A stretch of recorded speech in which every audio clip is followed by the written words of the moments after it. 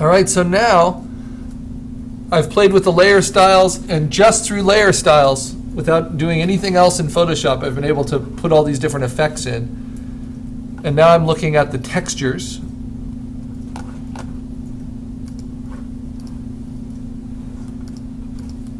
And I've already done the texture to the vector outline, but now I can play with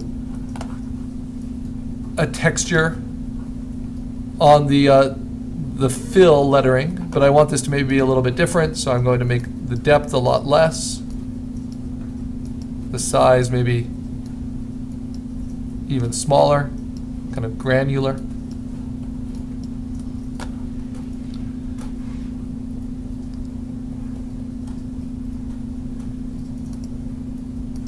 I can play with additional effects to help it kind of separate from the outlining type.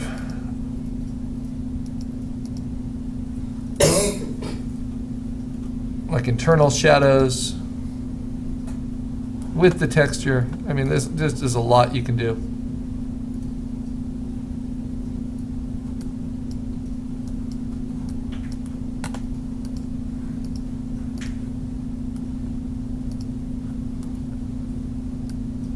Sometimes it can take a little while to preview it for you.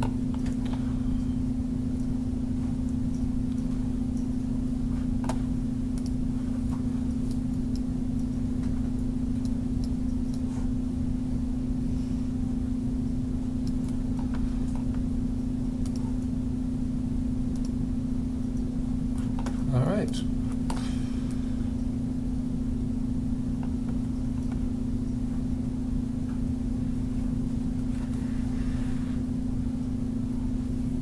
So now these comparatively look really kind of boring, but I don't think that's so bad necessarily, because now I'm going to play with the background and work all of that together. So we can also use the old ways of putting text together, or texture over the top. So this is how it looks without any background color. This is what it looks like with very strong red. So I think red is kind of a nice way to go. But what if I find a texture overlay I want to use? And one I often like are kind of old paper textures, or slightly granular textures like this that are available for use, or even kind of painted wood, things that just break up the flat color in a nice way. So that might be something I use as a texture overlay, going back to our compositing days. So what I'll do is I'll click on my background color layer and drag this in as a smart object, stretch it to fill,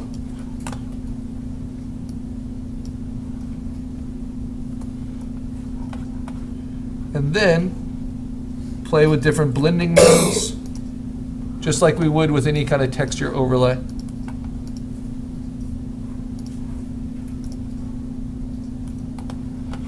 See how much I want to have come through. Play with the opacity. So I like the kind of bleeding of the red on the edges.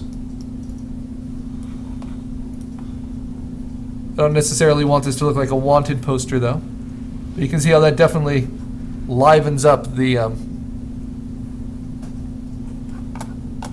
flat color background, which photo printers actually have a bit of a problem with.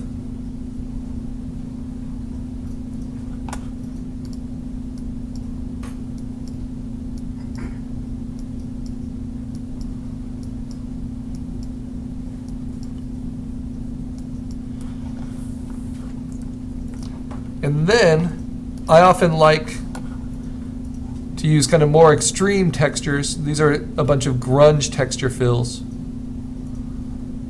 to dirty up artwork that looks too clean. So let's try this now. Bring it over the top. I can put certain layers above it or below it.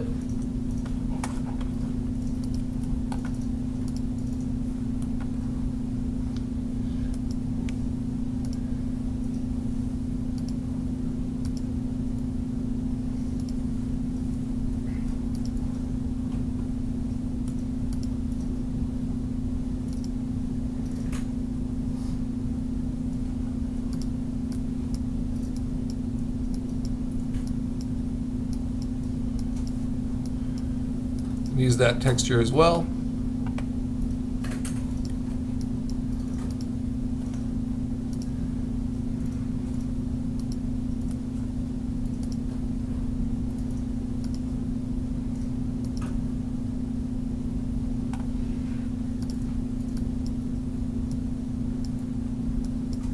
And you just want each one to add a little bit of something.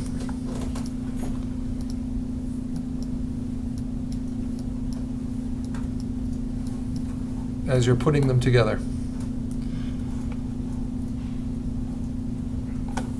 So I like that. I like this better than that. I can try them just on the red. That's just with that texture overlay on the red. In fact, I might want to move that texture overlay over the top of everything so it affects the type as well.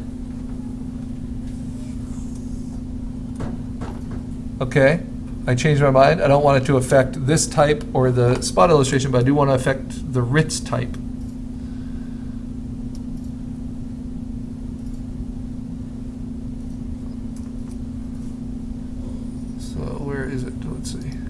There it is. So I want to move it on top of the Ritz, but I want to move all the other things above it.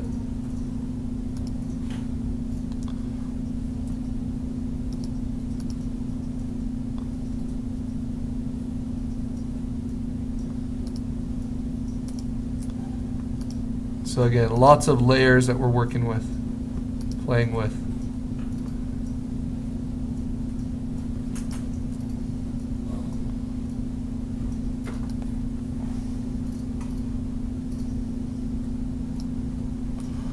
There we go.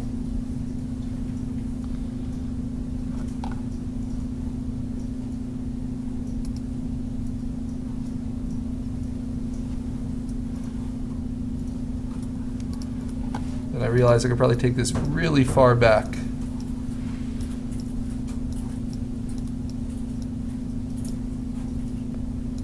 I just needed to help break up the reds.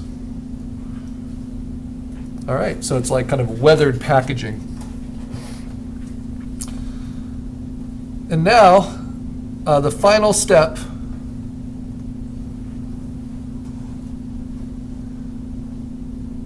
is just to put a border around your poster. And that's very easy to do. First, you crop around what you already have. So this is 12 by 18. I draw the crop box and I hit return. And the reason I do that is to cut away any of that extra material that might have come in. And then I go to canvas size. I have a canvas extension color of white, and I'm going to make its border 13 inches by 19 inches. So I'll have a 1/2 inch white border on each side, like so. And this might be my finished poster design. I might want to sign it. I might want to do different things. One thing I want to add, I don't do this very often, but we're looking at kind of cliched color holds here on the Masters of the Universe type. So I think I can get away with that here. I might do little stars on top of everything, make a new layer. These are my color holds. And this is the way I would make those little stars. I don't like to use lens flares or canned filters, but instead I'll just draw in little star shapes with my lasso. I'll fill them, edit fill with white.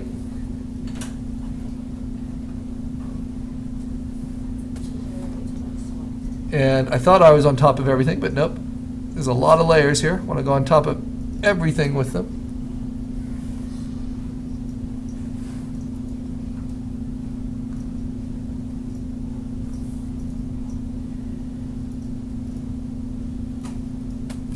So there it is. I'm going to copy and paste it.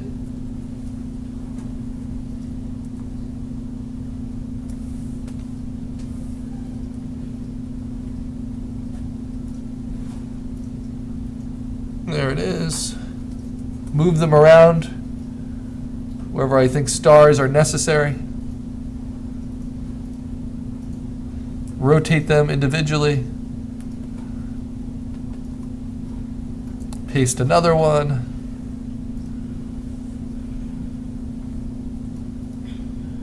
One close to his eyes, that would be nice. Can flip them horizontally. And right now they're just hard-edged stars, but then I'll use Gaussian blur. I'll make them all work.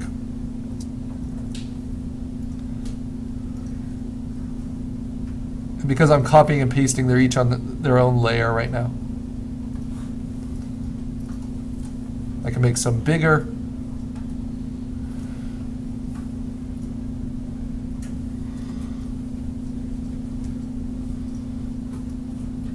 That might be enough stars. I'll do one more somewhere on the eye.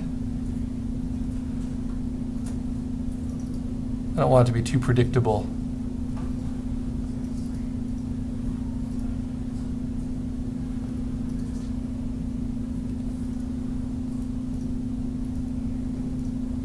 No, I don't want that one. All right.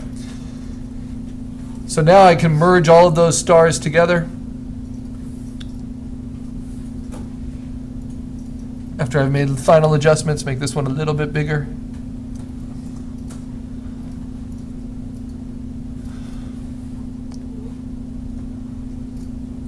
Merge all of those and then blur them with Gaussian blur so that they're not so hard-edged, so they feel more like that special effect.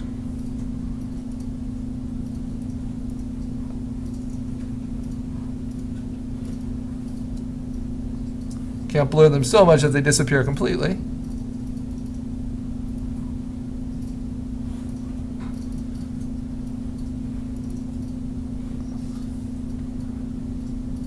Right about there.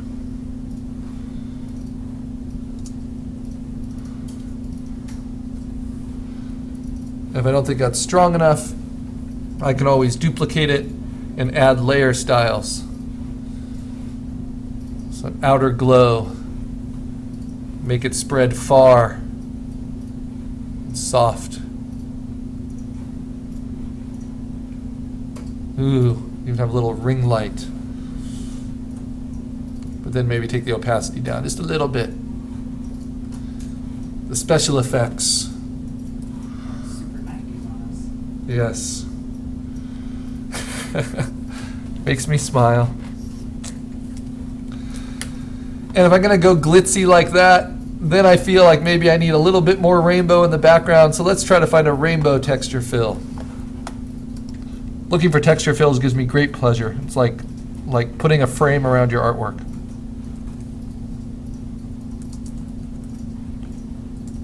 I want something My Little Pony-ish.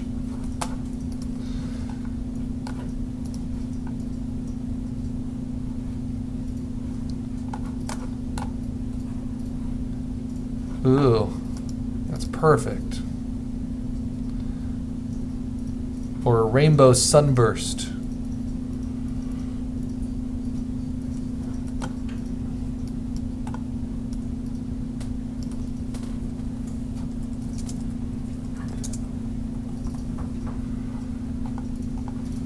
Ho-ho, tailor-made. Now the beauty of these, this is a free vector I can use, but the beauty of it is I don't even need to use it as a vector because it's just going to be a texture fill. So I don't need it to even be high resolution. I just need to save it to the desktop.